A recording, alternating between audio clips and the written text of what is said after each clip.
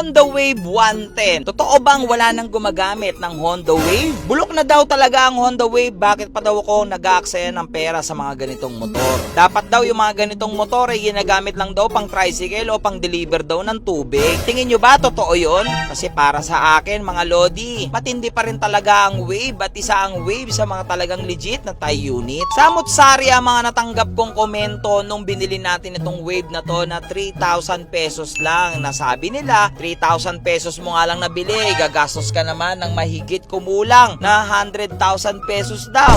Parang bumili na lang daw ako ng bago. Isa daw ito sa pinakamali kong ginawa sa mga binibuild kong motor. Ang sagot ko naman para sa mga ganon, again mga kalusyuper, motor pa rin ito.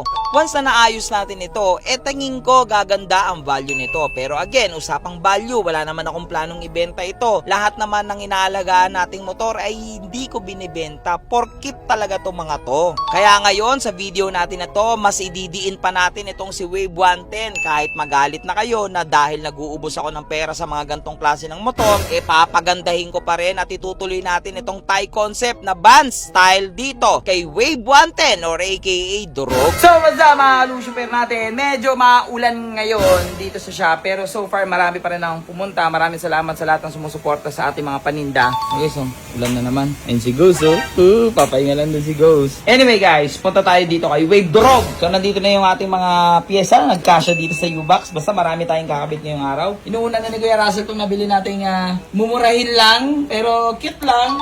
Cute. Oh, di ba? Cute. Blue. So, yung switch kasi nito guys is lumang-luma na, kaya pinalitan na natin ng switch. Di ba? May off na siya na ilaw, busina, kaso nagkaroon kami ng problema. Maliit. Tabasin na lang kaya natin Kuya Russell. Para kumpleto sila. Di ba?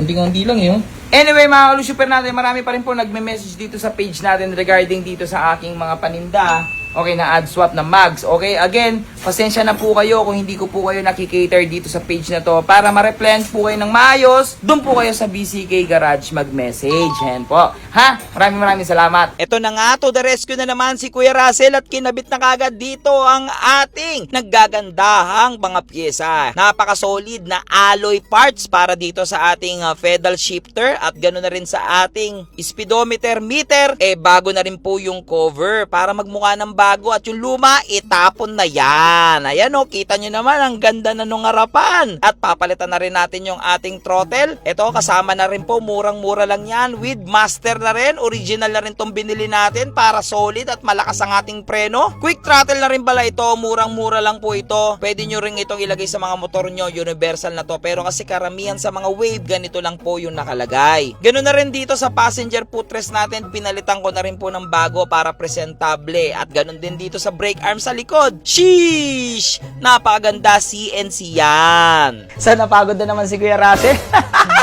Kuya Russell, okay ka lang? Puro modifikasyon, no?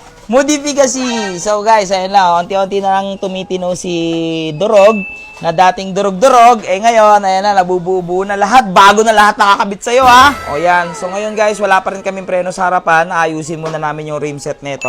Papaano muna namin, align kaming bago, tapos bago na rin nakapakan, ang kapal na aloy, oh! Ang sakit ng presyo nito, kahit ganito lang to. Tapos ito, papa-powder coat natin. Ayan guys, update, ang linis yung tignan, no? Presentable, no, Kuya Russell, no?